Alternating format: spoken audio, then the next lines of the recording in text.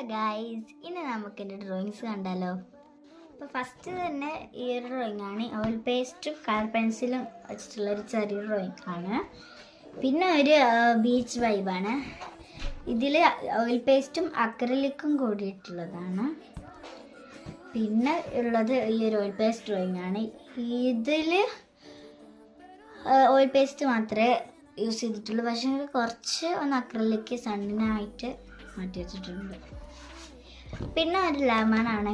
എനിക്ക് ഈ ഒരു ഫ്ലവർ ഭയങ്കരമായിട്ട് ഇഷ്ടപ്പെട്ടിട്ടുണ്ട്.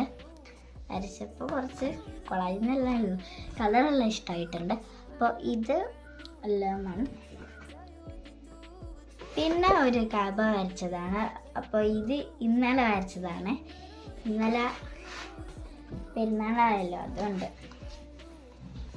അപ്പോൾ ഇതും ഒരു വാട്ടർ കളർ ഡ്രോയിങ് ആണ്. നേരത്തെ കാണിച്ചത് അക്രലിക്കാണ്. അപ്പോൾ ഇനി കാര്യമായിട്ടൊന്നുമില്ല.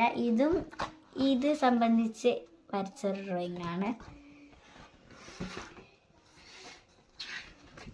പിന്നെ ഒരു കൊളാക്കിയ ഡ്രോയിങ് ഉണ്ട്. അപ്പോൾ ഇത് ഞാൻ ബോറടിച്ചപ്പോൾ വരച്ചതാണ്. ഇതൊരു കുപ്പി വരച്ചതാണ്. വാട്ടർ കളർ വെച്ചാണ് വരച്ചത്, പക്ഷെ കുറച്ച് കൊളായിപ്പോയി എന്നേ ഉള്ളൂ. അപ്പോൾ നമ്മുടെ ഡ്രോയിങ് ഒക്കെ ഇത്രയേ ഉള്ളൂ.